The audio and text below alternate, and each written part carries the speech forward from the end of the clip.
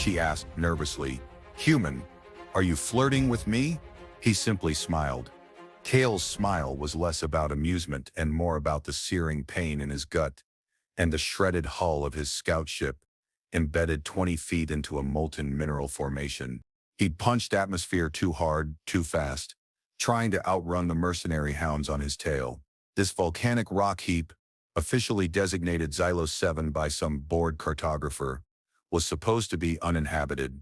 Clearly, uninhabited didn't account for 7 feet of glowing, armored alien currently standing over him with a spear tipped with something jagged and obsidian-looking. Her skin was a deep violet, overlaid with intricate patterns of soft blue light that pulsed with a faint hum.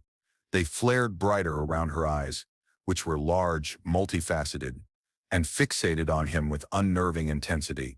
Her armor wasn't metal, but segments of iridescent chitin that shifted subtly, like oil on water as she moved. He was flat on his back, tangled in wiring, smoke tickling his nose. The smile felt stuck. Just trying to keep my guts inside, sweetheart. Tough crowd around here. She tilted her head, the glowing patterns on her neck brightening.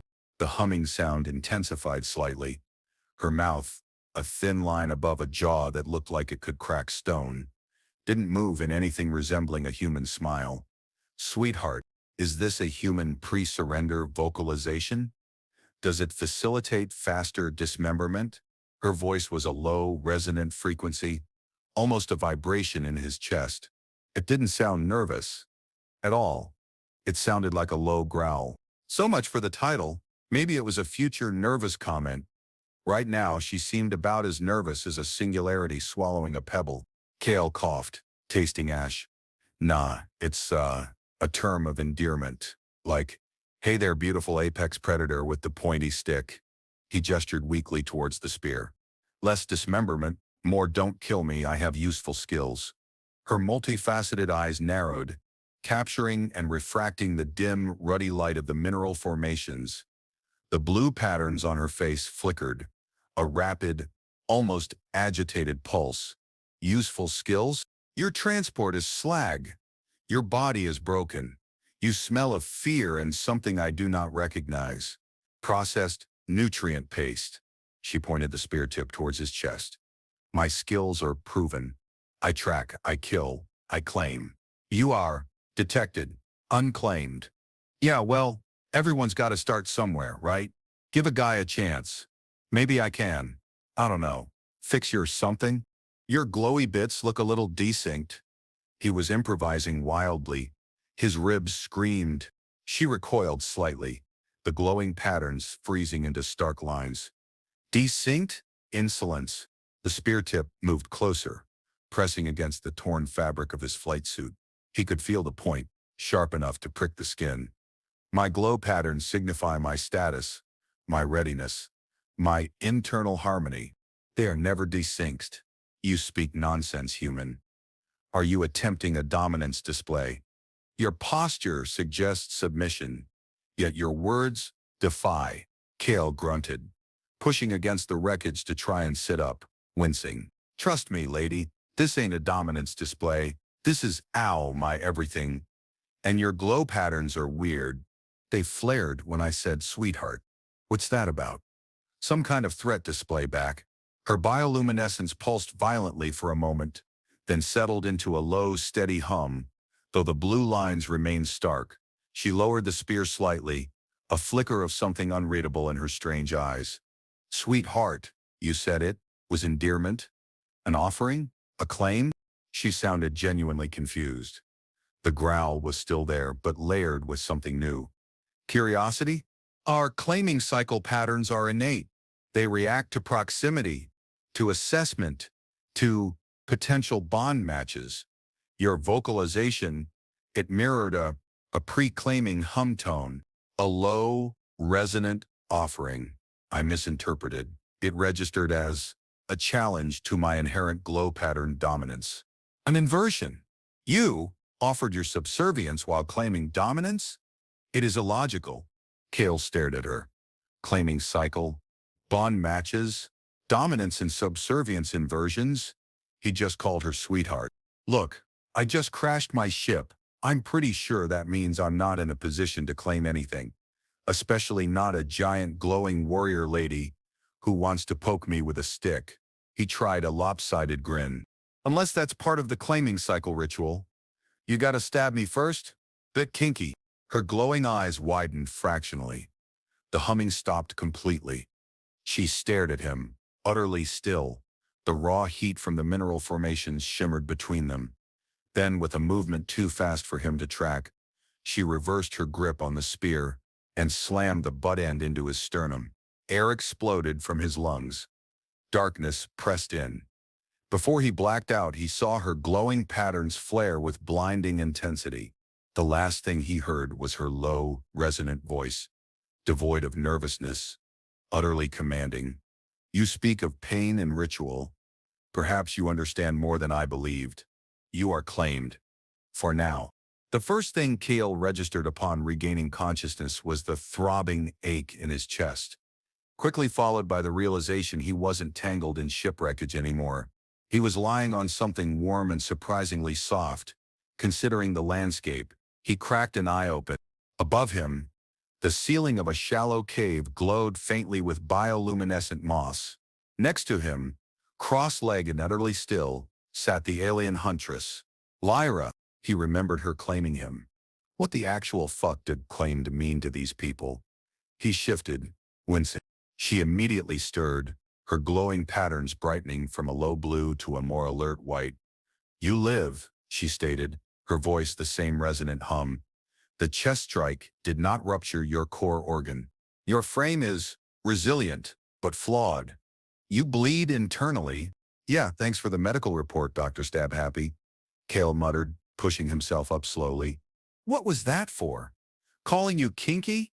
I thought you guys were into dominance. She tilted her head again, her large eyes studying him. Kinky, another unknown human word. Its context suggests it relates to the stabbing ritual. Was this a form of pre-bonding assessment on your world? You endure pain to prove worth? No. On my world, if someone stabs you, it usually means they don't want to bond with you. Unless you're into some really niche stuff. The chest thing, that was for being insolent, right? It was a reaction, she said, her glow patterns flickering briefly. To the inversion, you claimed subservience while posturing with dominance words. It was confusing, and the implication of pleasurable pain rituals before bonding. It is a concept. Our bonding rituals involve proving resilience through challenge. Pain is often a component. Your people, they do not test potential bond matches this way. Kale just stared at her. My people usually go for dinner and a movie. Maybe coffee. Not getting stabbed in the chest. She considered this. Dinner, movie, coffee. These are tests of compatibility? Enduring boredom together? No, they're about getting to know someone. Seeing if you like them. If you have things in common, if you want to spend time together. Her glowing patterns shifted, swirling in complex blue and white eddies across her skin. The faint hum deepened. Like, we assess potential bond matches for strength, for loyalty, for genetic viability, for resonance during the claiming cycle. Like is an inefficient metric. It does not guarantee survival or strong offspring. She gestured around the cave. This territory is claimed by my clutch. Intrusion is forbidden. But the out-clutch mercs are tracking you. Their ship signature is aggressive. Their intent is extraction, possibly termination. Kale's blood ran cold. Mercenaries? You mean the guys who shot down my ship? Yeah, they're not exactly friendly. They want something I have. What do you possess that aggressors would pursue you across systems? Lyra's tone was sharp, demanding. Information, Kale said simply. About their operation. Where they're based, who they're working for, what they're planning. It's sensitive data. I was trying to get it to the Alliance before they caught me. She was silent for a moment. The only sound, the low hum of her glow patterns and the distant rumble of seismic activity from the molten plains outside. Information, a weapon of the weak. A Kethar warrior fights with body, with strategy, with the strength of their bond match. Information is passive. Yeah, well, passive information is why those mercs are gonna glass this rock if they think you're hiding me. Kale snapped. They don't care about your claiming rituals or your glow patterns. They'll just blow everything up. Your clutch included. Lyra's eyes narrowed to slits. The blue light on her face pulsed violently again, but this time it seemed different. Tense, focused. They would defile claimed territory. They'd glass your grandma if she was in the way, Kale stated flatly. Look, you can hand me over and maybe they leave. Or we can try to survive this together. If you want to use my passive weapon, I need to get to a comms array, and I need you not to stab me again. She stood up, unfolding her long limbs. Her bioluminescent patterns settled back into their previous state, though a faint red shimmer seemed to underline the blue. You offer cooperation with a body that bleeds internally and likes overstrength? It's called pragmatism, Kale said, pushing himself to his feet. He swayed slightly, grabbing the cave wall. Your choice, glowworm. Hand me over, or we figure this out. But their ship signature isn't getting any further away, she observed him, her head tilted. The blue lines on her face shifted slowly, swirling again like water. The humming grew slightly louder. You claim pragmatism while proposing a codependent survival pact with an unknown bond match candidate. Your actions defy your vocalizations. Fascinating. Perhaps liking is a component of human combat strategy. Very inefficient. She turned, walking towards the mouth of the cave. The outclutch scent is close. We move, stay within my claim. Do not stray, human. This is not a negotiation. It is survival, and you are still detected. She paused at the entrance, looking back at him. Her glow patterns flared briefly, intensely, around her neck.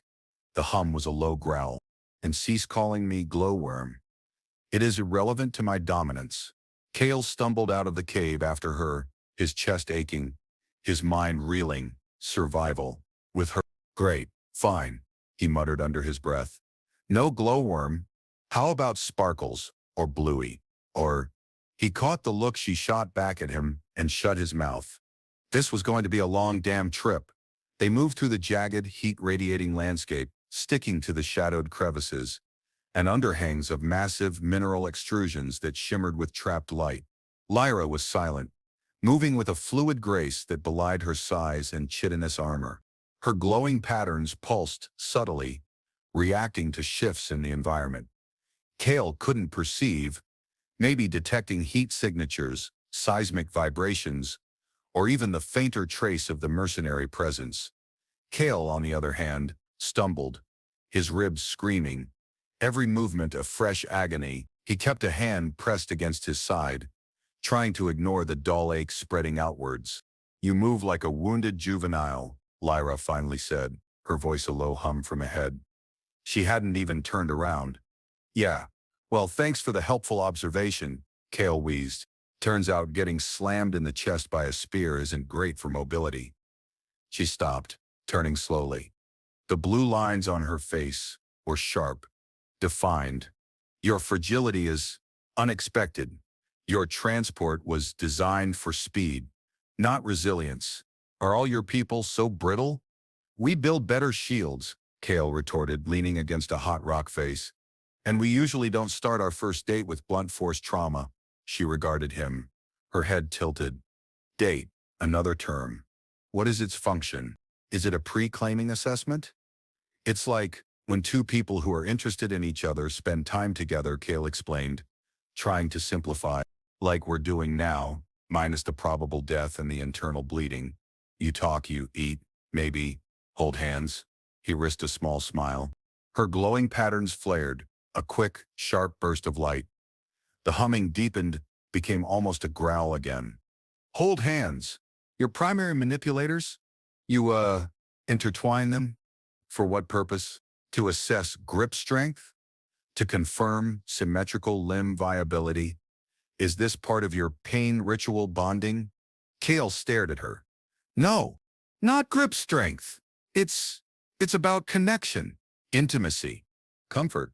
Lyra's multifaceted eyes, seemed to look right through him. The blue lines on her forehead swirled, agitated. Connection is achieved through the claiming bond, intimacy through the sharing cycle. Comfort is a byproduct of a successful bond pair. Intertwining manipulators seems inefficient. Does it not impede weapon readiness? Weapons aren't always the point. Kale snapped, frustrated. Sometimes people just want to be close, to feel someone else there. The glow patterns on her face abruptly dimmed, almost fading to invisibility. The humming stopped. For a moment, she looked less like an armored warrior and more like something vulnerable.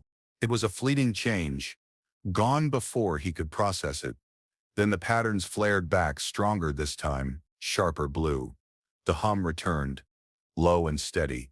You speak of needs I do not categorize. Closeness is achieved through the claim. To feel someone else is the resonance of a bond pair. She took a step towards him, the movement deliberate. The outclutch mercs are closer.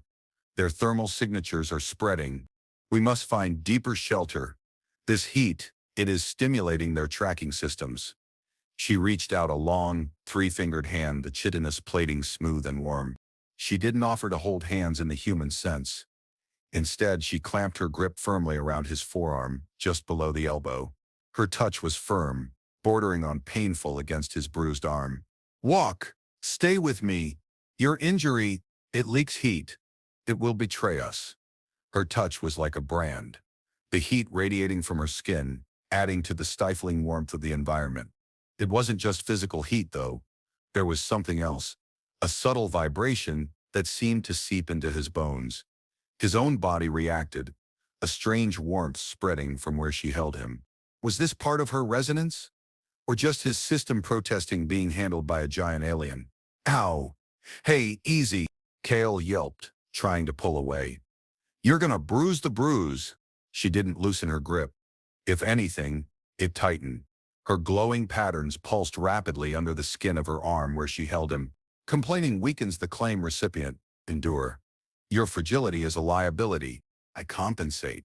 She tugged him forward, forcing him to move despite his pain. He had no choice but to follow, stumbling alongside her as she navigated the treacherous terrain with effortless speed. His thoughts were a messy mix of fear, pain, and bewildering fascination, with the strange creature dragging him across a hellscape. She was terrifying, confusing, and for some reason, he felt an odd pull towards her, something beyond simple survival instinct. Maybe it was the resonance she mentioned, or maybe he was just concussed, probably concussed. They pushed deeper into the labyrinthine rock formations. The air grew thicker, the heat more oppressive, trapping the heavy scent of sulfur and ozone. Lyra moved with increased urgency, her bioluminescent patterns shifting from steady blue to a more agitated green around the edges. The humming sound she emitted grew louder, a continuous low thrumming that seemed to vibrate through the very rock. Kale felt it too, a resonance in his own chest, echoing the hum. His injured ribs ached with a different kind of intensity now, less like pain and more like a deep, burning pressure. They are close. Lyra's voice vibrated with the hum. She didn't look at him, her large eyes scanning the shadows. Their heat signatures are merging with the environment. They use thermal cloaking. Weak, but effective in this heat sink. Thermal cloaking? Great! Kale grunted, trying to keep up. His legs felt heavy. His head swam. The burning pressure in his chest was intensifying, spreading downwards. This wasn't just from the chest trauma anymore. It felt internal, like something was heating up inside him. They scrambled into a narrow crevice, barely wide enough for them both. Lyra pressed back against the rock, pulling Kale flush against her side. Her chitinous armor was hard against him, but her body heat was radiating intensely, almost overwhelming the ambient warmth of the cave. The green edges of her glow pattern spread, covering more of her skin. The humming was a deep, resonant thrum, filling the confined space. The crevice, it masks our thermal presence, she whispered, her voice rough, but it amplifies other frequencies. Kale felt the resonance deepen. It wasn't just echoing her hum anymore. It felt like his own body was joining in, vibrating with the same frequency. The burning pressure in his chest pulsed with the hum. Building. His skin felt tight, flushed. Other frequencies. What the hell is happening? I feel hot. Lyra's glowing patterns flared a sudden, vivid red. The hum spiked in intensity, becoming a high-pitched keen. Her multifaceted eyes locked onto his, wide and staring. The heat, the resonance. Your internal temperature is rising rapidly. This environment, it is triggering a biological response. In you, in me. Kale's mind raced. Biological response?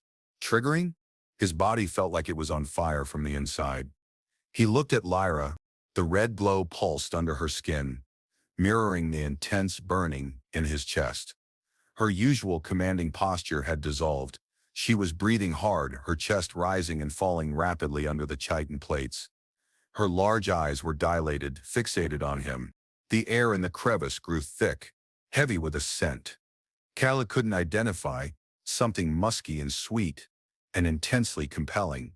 It was coming from her. What kind of response? Kale gasped, sweat beading on his forehead despite the heat. His body felt alien, out of control. The burning pressure was now centered low in his abdomen, aching with a strange, demanding pulse.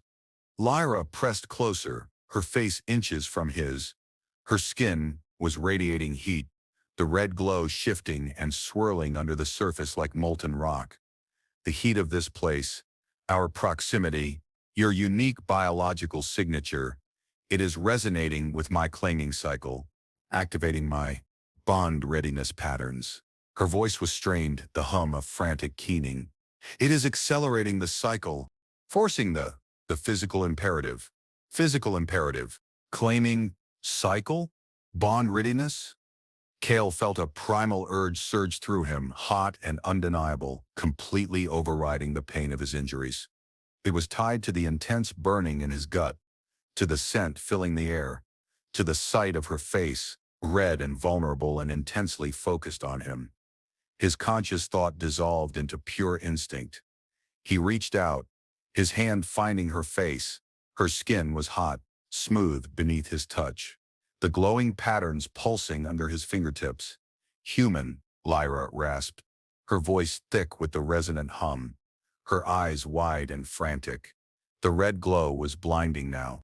The imperative is absolute. We are trapped. The resonance is critical. My body requires a claiming. Her free hand, not holding his arm, fumbled at a segment of her armor over her chest. With a click and a hiss, the chitinous plate retracted, revealing smooth violet skin beneath, radiating intense heat and glowing with the same frantic red as her face. You triggered it, the claiming heat. You must complete the cycle. Now, she wasn't asking. It was an order, born of biological necessity. Trapped between mercs outside and an alien biological imperative inside. Kale knew there was no other option. He didn't think. He just acted. The air in the crevice crackled with the intensity of the heat and the frantic resonance. Kale barely registered the pain in his ribs as he pulled Lyra against him. The soft, exposed skin of her chest hot against his. The raw animal urge that had surged through him was overwhelming, stripping away conscious thought, leaving only instinct in the demanding pulse in his abdomen. Lyra responded with equal urgency, her previous controlled strength replaced by a desperate need. Her chitinous armor felt cumbersome now, a barrier they fumbled against in the confined space. Her hands, no longer holding his arm in a painful grip, moved over his back, strong and possessive, nails scraping lightly against his suit. Her large, multifaceted eyes were still locked on his, but the frantic look was shifting into something else. Primal, focused intensity. The red glow under her skin pulsed with a frantic, almost painful brilliance, mirroring the throbbing heat in his own body. The musky, sweet scent she emitted was intoxicating, fueling the fire within him. Her resonant hum was no longer a keen. It had deepened into a guttural thrum that seemed to vibrate through his entire being, syncing with his own racing heartbeat. He found her mouth with his, a desperate, fumbling press of lips against something firm and yielding. It wasn't like any human kiss, more a raw, exploratory touch, tasting of sulfur and ozone and the strange, sweet scent of her heat. She made a low sound in her throat, the hum pulsing. Her fingers tangled in his hair, pulling his head back slightly, exposing his neck. "The claiming mark," she rasped, her voice a raw vibration against his ear. The red glow on her neck pulsed violently. It completes the bond during the peak resonance. It ensures compatibility. Before he could react, he felt a sharp prick on his neck, just below his ear, followed by a sudden, intense burning sensation. It wasn't just pain, it was like fire spreading through his veins, tied to the overwhelming heat in his core. He cried out, arching his back. Lyra held him firm, her body pressing against his, anchoring him to her heat. He felt a strange, alien presence touch his mind. Not words, but pure sensation. Images flashed through his thoughts. Jagged rock, molten light, the blur of motion, the scent of the mercs, and beneath it all, a deep, resonant hum. A feeling of being found, of being claimed. Her perspective, raw and unfiltered. The hunt, the detection, the confusion of his words, the shock of his strange human scent in the heat, the sudden, irresistible pull of the forced resonance, how his specific biological signature, combined with the environmental heat and their close proximity, had bypassed the slower, deliberate stages of her natural claiming cycle, forcing an immediate, overwhelming imperative. The chest blow hadn't been punishment. It had been an attempt to understand, to gauge his resilience for the ritual she instinctively knew was coming. The date, the holding hands, her attempts to process human concepts through her own, now biologically heightened, need for a bond match, the burning on his neck intensified, spreading a wave of heat and a strange, exhilarating numbness through his body. He felt her body convulse against his, a series of tight, powerful tremors that mirrored the pulsing heat within him. Her resonant hum rose to a final piercing crescendo, syncing perfectly with the explosive climax building in his own core. It wasn't just physical release. It was a violent, primal culmination of the forced resonance, the raw heat, the desperate need for connection and survival. He felt a jolt, a sudden, sharp click in his mind, like two pieces of a puzzle snapping together.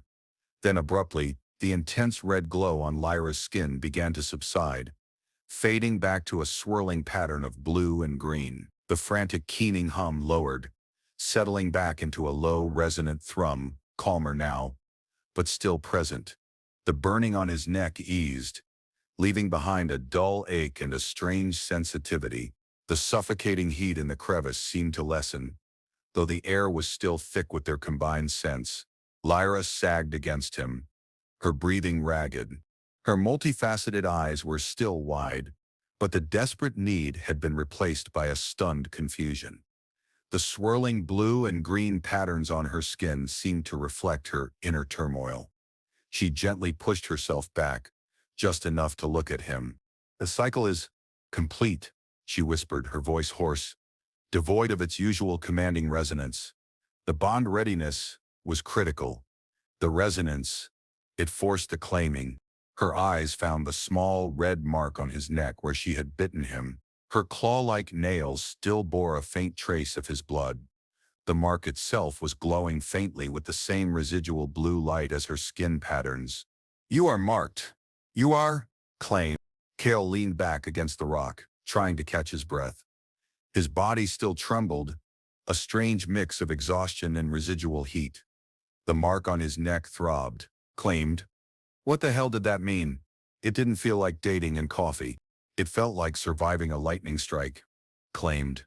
Cale repeated, the word feeling heavy and foreign on his tongue. He touched the mark on his neck. It was tender, the surface broken, radiating a faint warmth. "So, what does claimed mean for you guys? Do I get dental? A retirement plan?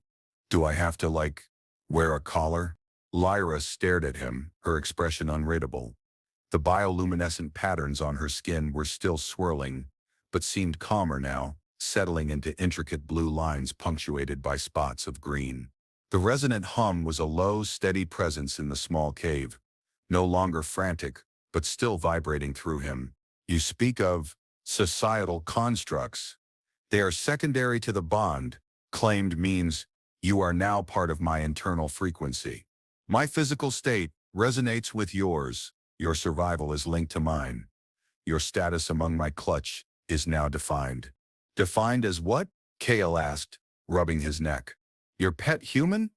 Your bond match? She flinched slightly at the word pet. Bond match is too strong. The cycle was forced, premature. The resonance was intense, overwhelming. It was not a deliberate selection process, not the standard ritual, but the marking is done. The biological imperative was fulfilled. You are claimed by force, a recipient of the critical resonance protocol. Her voice was low, the confusion evident beneath the returning hum. It is unprecedented for a human. Kale felt a cold knot form in his stomach, pushing past the residual heat of the forced bond. Unprecedented. Great. Does unprecedented mean your people are going to try and kill me, or just stare a lot? Lyra's glowing eyes met his, and for the first time, he saw something that looked like genuine vulnerability flicker there. Her bioluminescent patterns dimmed slightly around the edges. The claim by force is recognized. It is rare. It is respected. If the resonance is true, but your species is unknown. You are not of Cathar blood. Your presence, it disrupts the natural order. Some among the elders, they may see you as a threat, a defilement. Fantastic, Kale muttered. So I survived getting shot down, survived getting chest bonked by a warrior lady, survive a forced heat bond in a cave just to get defiled by your elders. My luck is just stellar. She didn't respond to his sarcasm. She was listening. Not with her ears, Kale realized, but with that same internal frequency that now seemed to vibrate within him. He felt a sudden tension snap through her body. Her glowing patterns flared sharp blue, the hum deepening instantly. They are close, she whispered, her voice sharp, commanding again. The brief moment of vulnerability was gone, replaced by warrior focus. The outclutch mercs. Their heat signatures are concentrating. They know we are in this sector, and I bet my unique unprecedented bond-marked human scent is practically a homing beacon for them now, Kale said grimly, pushing himself fully upright. The dull ache in his neck radiated outwards, but the burning in his core had subsided, replaced by a strange, heavy fullness. The resonance with Lyra was a constant, subtle presence now, a background hum to his own thoughts. Lyra was already moving towards the mouth of the crevice, peering out cautiously. The crevice will not hold them. Their weapons, they fracture stone. We must move deeper, to the ancestor caverns. The rock there is ancient, saturated with claiming resonance. It will mask our presence, but it is sacred ground. Unclaimed species are forbidden. Forbidden? So I go from defilement to forbidden? Gale rubbed his neck. Is there anywhere on this rock I'm not an abomination? Lyra turned back to him, her glowing eyes intense. The blue lines on her face seemed to harden. You are not an abomination.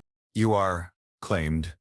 That grants you passage into certain spaces, but it does not erase your origin. Follow. Do not speak unless necessary. The ancestor caverns. They are sentient in a way the claimed understand. They respond to the purity of the bond. Great. So, if my bond isn't pure enough, the rocks are going to turn on me, Kale asked, but Lyra was already slipping out of the crevice, moving low to the ground. He hesitated for only a second, rubbing the mark on his neck, feeling the strange internal hum that now linked him to the imposing alien warrior. Defilement or not, forbidden or not, she was the only chance he had against the mercs. And maybe the forced bond wasn't just about survival anymore. He followed her into the molten twilight. They moved through the scorching landscape, Lyra leading with swift, sure movements. Kale, still aching and wary, followed close behind, acutely aware of the strange connection that now existed between them. It wasn't just the subtle hum he felt echoing inside him. It was a new layer of awareness. He could sense Lyra's presence with a clarity that went beyond sight or sound, a feeling of her location, her tension, even faint echoes of her thoughts, mostly focused on detection, threat assessment, and the path ahead. It was disorienting and strangely intimate. They reached a massive, yawning fissure in the ground, the edges glowing faintly in the dim light. Thick, sulfurous steam billowed up from the depths. Lyra paused at the edge, her glowing patterns shifting to a deep, pulsating violet. The resonant hum she emitted deepened, becoming a powerful, sonorous vibration that seemed to shake the ground beneath them. The entrance to the ancestor caverns, she stated, her voice layered with reverence and caution. The air itself tests the purity of the claim. She looked at him, her multifaceted eyes serious. Your mark, it pulses with my frequency. The claim is recognized by the cavern's resonance field, but you are still not of Qatar blood. The path within, it may challenge you. Challenge how? Kale asked, swallowing hard. The steam felt like it was burning his lungs just from the edge. It reacts to dissonance, she said, turning back to the fissure. If the claim is rejected, if the bond is false, the caverns themselves may impede your passage. Or worse. She didn't elaborate on worse. Kyle felt a prickle of fear, but also something else. A strange sense of certainty. The forced bond, as terrifying as it had been, felt undeniably real now. He could feel Lyra's presence like a physical weight, her intent clear through the resonance. He stepped closer to the edge of the fissure. Well, guess we'll find out if my defilement is bond pure, won't we? Lyra gave no verbal response, but through the resonance, Kale felt a flicker of something that might have been acceptance, or maybe just grim determination. She stepped over the edge, disappearing into the billowing steam. Kale took a deep breath, ignored the burning in his chest, and followed. Inside, the air was thick with steam, the heat suffocating, but the walls of the cavern glowed with an internal milky white light that seemed to pulse in time with Lyra's hum. The ground sloped downward sharply, the path uneven and slippery. Kale moved carefully, his hand near the mark on his neck, which now pulsed with a rhythm that felt intrinsically linked to Lyra's bioluminescence. He could still sense her just ahead, a beacon of resonant energy in the swirling steam. Suddenly, the ground under his feet trembled violently. The milky light on the walls flickered and dimmed. A low guttural growl echoed through the cavern, not from Lyra, but from the rock itself. Stone shifted, the path ahead twisting and narrowing, forcing him to squeeze through. It felt like the cavern was trying to spit him out. Dissonance detected. Lyra's voice, though near, sounded distorted through the steam. Her hum spiked, a frantic counter-frequency against the rock's growl. The caverns sense your foreign presence. Maintain the resonance. Focus on the bond. Focus on the bond? How the hell was he supposed to do that? Kale felt a wave of panic. He was trapped in a shaking, glowing cave system that apparently didn't like him.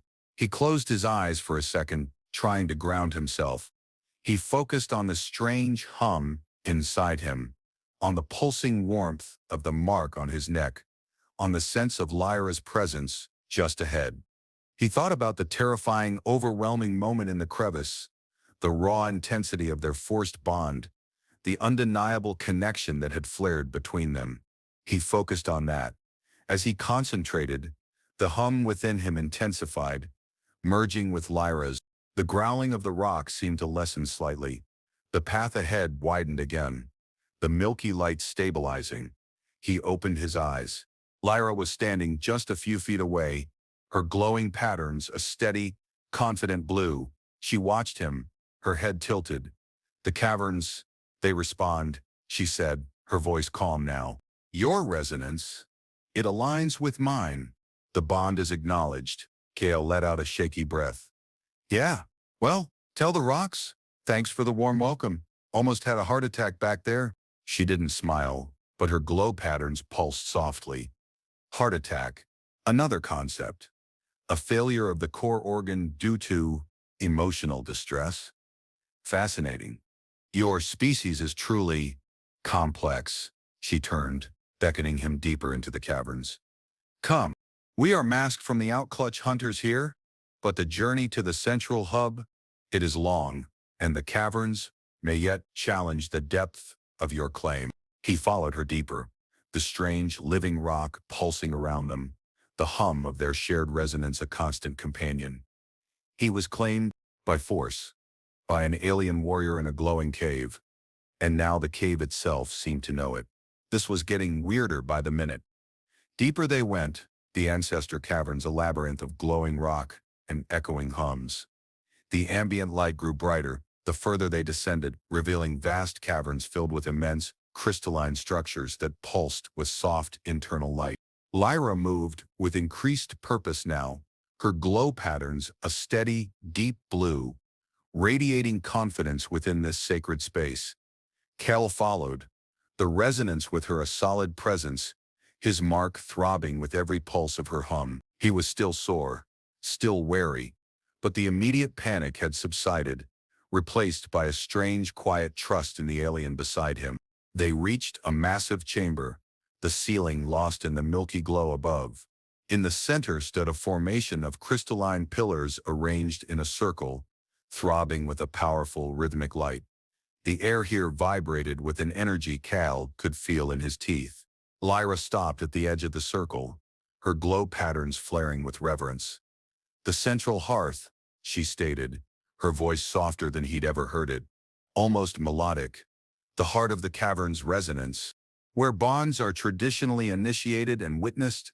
She looked at Kale, her multifaceted eyes reflecting the pulsing light of the pillars. Our arrival here, it signifies the cavern's full acknowledgement of the claim. But the circumstances are unusual.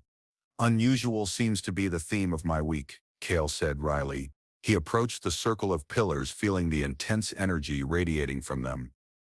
His neck mark pulsed in time with the pillar's light, a deep, resonant connection. Suddenly, a figure emerged from the shadows beyond the central hearth. Tall, gaunt, with ancient, intricately glowing patterns etched into wrinkled violet skin, the elder moved with slow, deliberate grace. They were clearly Cathar, but older, their chitinous armor replaced by flowing, woven fibers that shimmered with captured light. They stopped opposite Lyra and Kale, their eyes, milky and vast, fixed on Kale.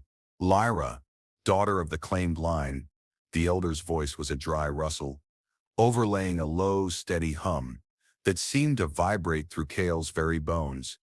You bring an outsider into the sacred hearth, one who bears the mark of the critical resonance. Explain this anomaly. Lyra straightened, her glow patterns hardening into sharp lines. Elder, he is Kale of the human species. His transport crashed upon our claimed lands. He was pursued by outclutch mercenaries. Their presence threatened the integrity of our territory. In the heat of the lower caverns, the resonance between us triggered the critical protocol. He is claimed by force. The caverns have acknowledged the bond. The elder's gaze remained fixed on Kale. Kale felt an intense, probing pressure in his mind. Not painful, but deeply invasive. It felt like the elder was scanning him, assessing not just his physical form, but the nature of the bond itself. He stood his ground, meeting the elder's gaze, refusing to look away. He felt Lyra's presence surge beside him through the resonance, a wave of support and defiance. The elder's hum deepened. The resonance is true, the mark is pure, yet he is outsider, unblooded. His species is unknown to our lore. The elder turned their attention to Lyra, acclaimed by force, while recognized by the caverns carries consequence. You have bonded with an anomaly.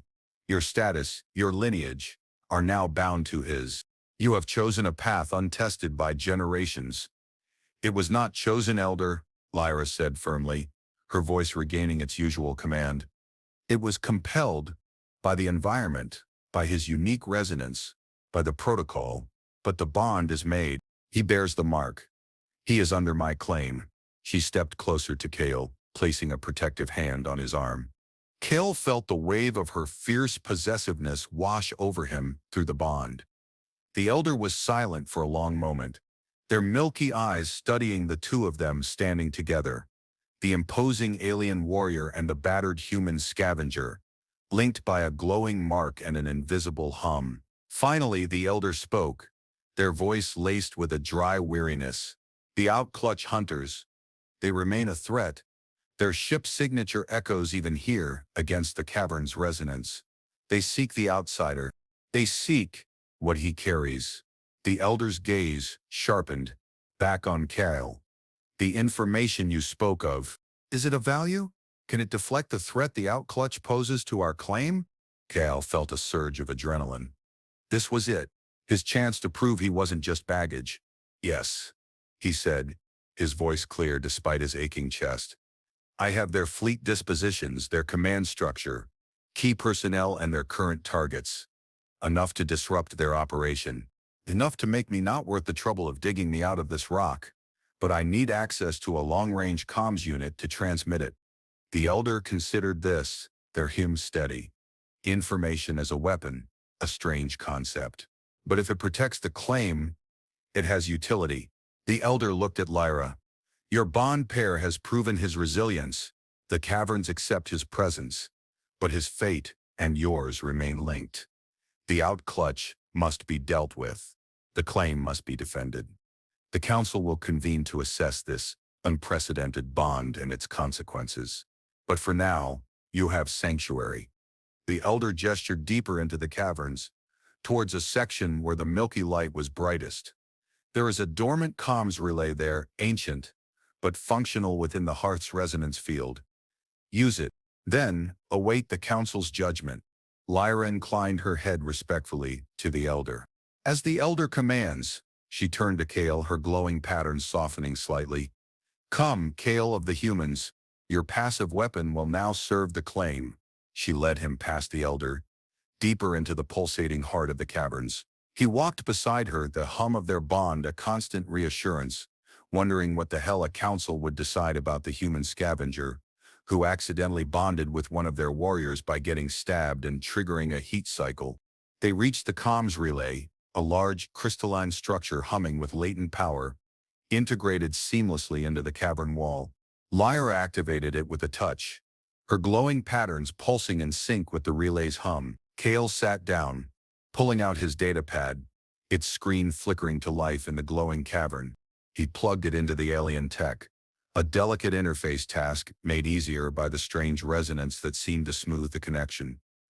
He started transmitting, sending the mercenary data out into the void, hoping it was enough to save his ass, and more importantly now, hers. While the data streamed, Kale looked at Lyra. She sat beside him, watching him with her large, intelligent eyes, her bioluminescent patterns calm now, a steady blue with hints of green.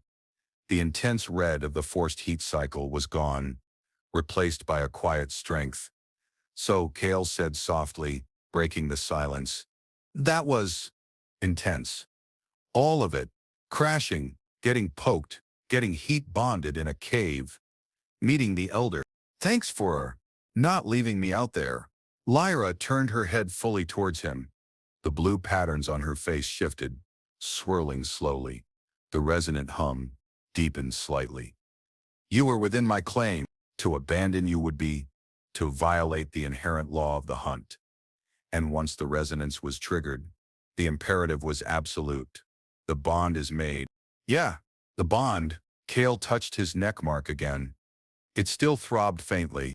What happens now? The elder said at council. What does that mean? It means the governing body of my clutch will assess the validity and consequences of our bond, Lyra explained, her voice level. A claim by force is rare. A claim upon an outsider is unprecedented. There will be deliberation, debate. Debate about what? If they're going to execute me? Kale asked, a grim humor in his voice. Lyra's glow patterns flickered. That is a possibility. If the council deems your presence a threat to the purity of the bloodline, or if the bond is deemed unstable.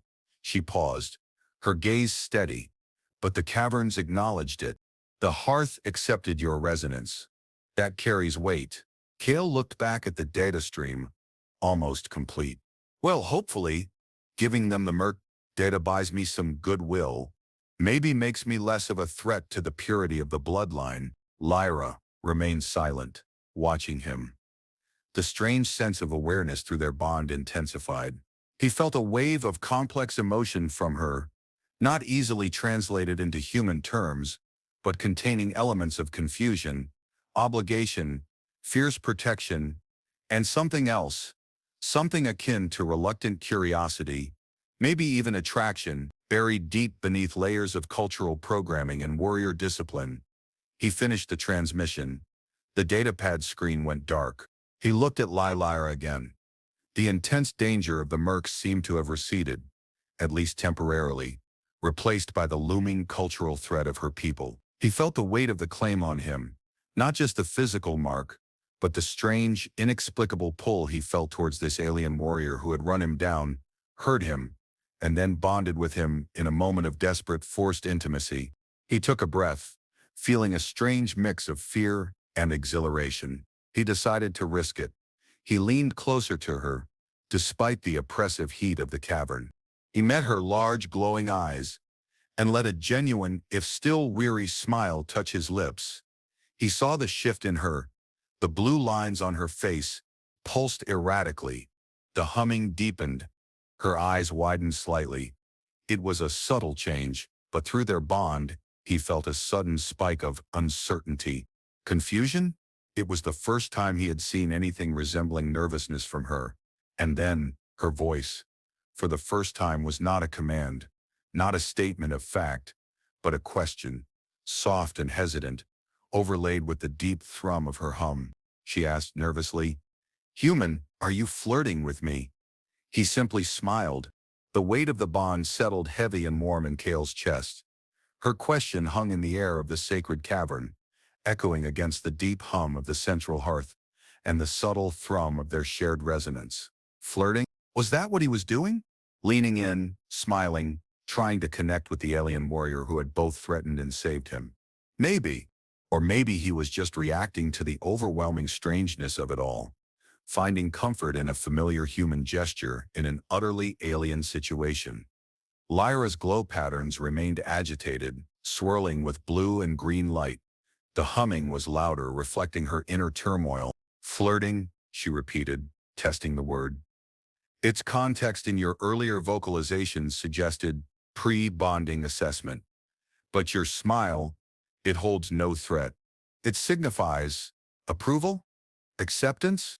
Yeah, Kale said softly, still smiling. Something like that. It means, I like you, Lyra, despite everything. He reached out, gently touching the back of his hand to her cheek, just below her eye. Her skin was warm, smooth, the bioluminescent patterns pulsing under his touch. She didn't pull away. Her eyes, fixed on his, seemed to search his face for something. Through the bond, he felt a wave of confusion, battling against that strange current of something akin to tenderness.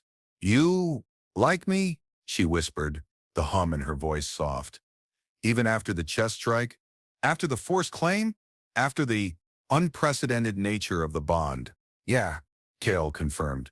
Even after all that, maybe especially after all that, he traced the line of her jaw with his thumb. You're confusing and terrifying, and you tried to stab me, and you speak like a textbook, but you saved my life. You defended me, and that bond thing? As messed up as it was, I don't feel alone anymore. Not like I did before. He hadn't realized he'd admit that last part. The isolation of being a scavenger, always on the run, always alone, had settled deep in his bones. The resonance, the constant awareness of another being, was jarring, but strangely comforting. Lyra's eyes softened fractionally. The agitated swirling of her glow patterns calmed, settling into a deep, resonant blue that seemed to radiate a quiet strength. The humming lowered to a steady, peaceful thrum. Alone, she echoed, the word alien on her tongue, a state we avoid through the bond, through the claim.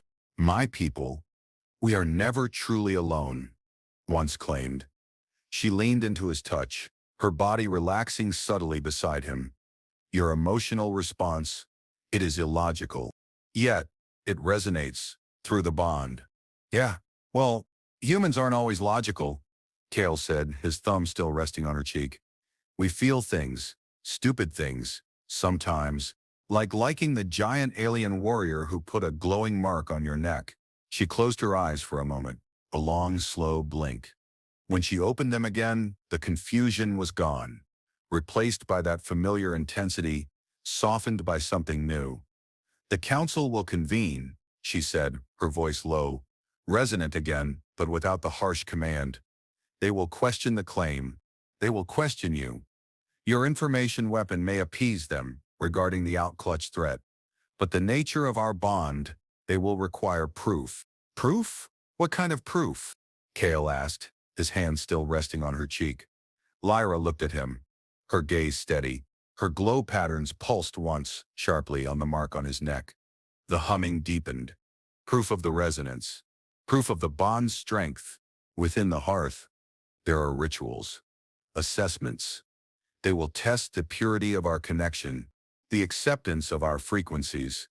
Kale felt the weight of her words and the deeper, unspoken meaning within the resonance. Rituals, right. Not like dinner and a movie? No, Lyra confirmed. A faint, almost imperceptible shift in the muscles around her mouth that might have been the beginnings of an alien smile. Not like dinner. Not like movies. Like claiming. Like survival. Like us. The resonant hum of the central hearth filled the sacred space. Kale looked at the alien woman beside him, her glow patterns radiating a quiet, powerful light, the mark on his neck a warm pulse against his skin, linked to her. He didn't know what trials awaited them, what the council would decide, or what it truly meant to be, claimed by force by a Qatar warrior. But standing here, in the heart of this alien world, feeling the undeniable connection that bound them, he knew one thing for sure. His life, the one he'd been trying so desperately to save from the mercs, was irrevocably changed. He wasn't just a scavenger on the run anymore. He was claimed, and for the first time in a long time, he didn't feel so alone. Whatever came next, they would face it together. Lyra rose to her feet, her movements fluid and graceful, the soft light of the caverns reflecting off her shifting chitin armor. Kale stood with her, feeling the immediate visceral shift in their shared resonance as she prepared to move. The low hum between them intensified, a constant confirmation of their proximity and their link. The council approaches the hearth, she stated, her voice regaining some of its earlier command, though tempered by a new layer of something Kale recognized as protectiveness. The resonance shifts. They are outside the central chamber, assessing the cavern's acceptance of your presence. Kale felt a fresh wave of nerves. Meeting the elder had been intimidating enough.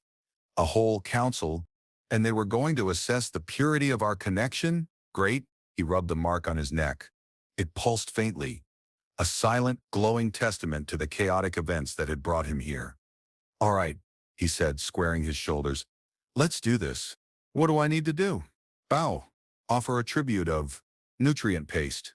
Lyra looked at him, her multifaceted eyes calm. The corner of her mouth shifted again, that almost smile. Humor, she stated. A human coping mechanism, it is noted. She stepped forward, towards the entrance to the central chamber, then paused, looking back at him. Do not bow. Stand tall. Your posture must reflect the strength of the claim. The caverns respond to confidence, to resonance purity, and the council, they respect strength, especially in an outsider who bears the mark. She took a step further, entering the soft, milky glow that marked the threshold of the council chamber. Kale followed, the air growing colder, less charged with the raw energy of the hearth, but filled with the distinct hum of multiple Qatar frequencies merging. He saw them then, several figures cloaked in shimmering, woven fibers, their faces etched with intricate glowing patterns, older, radiating an aura of ancient authority. They were seated in a semi-circle around a raised platform of pulsing crystal, their gazes milky and ancient fixed on him. He felt the collective hum of their presence, a low, probing vibration that seemed to assess him from every angle. Lyra led him to the center of the platform, positioning herself slightly in front of him, a silent shield. Her own hum deepened, a strong, clear counterfrequency against the council's collective resonance. Her glow patterns flared, sharp and defiant. "Council of the Claimed?" Lyra stated, her voice strong, resonant, filling the chamber. "I present Kale of the human species claimed by force under the critical resonance protocol within our territory. He bears the mark, acknowledged by the caverns in the hearth." A figure from the council, seemingly the leader, spoke. Their voice was a dry rustle, layered with a deep ancient hum that felt heavier than the elders. "We sense the resonance, Lyra, daughter of the claimed line.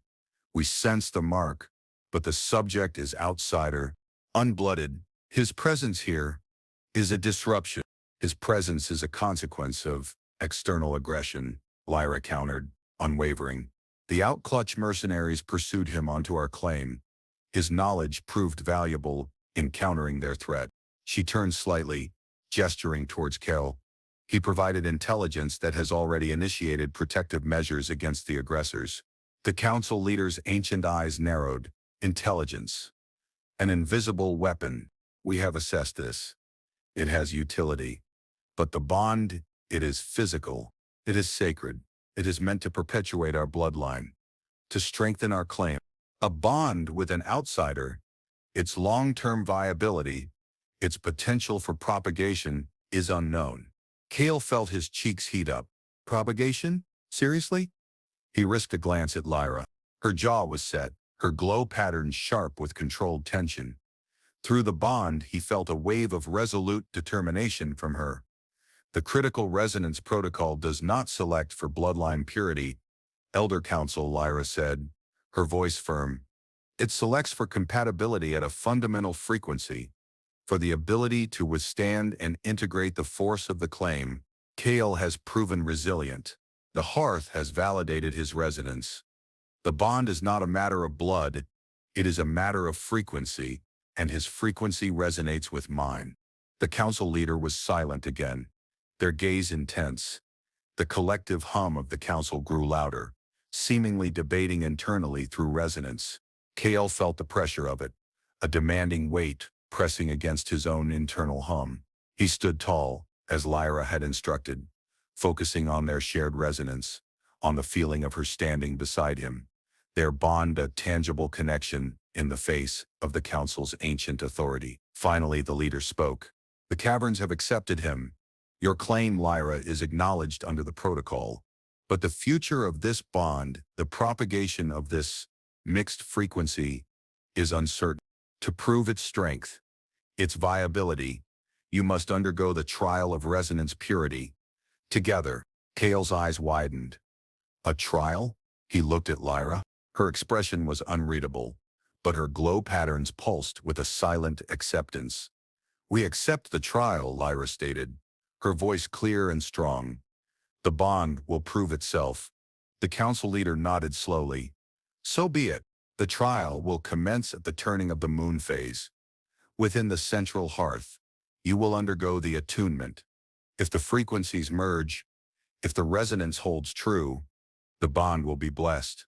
If not," the leader's gaze flickered to Kale, and Kale felt a cold dread settle in his gut.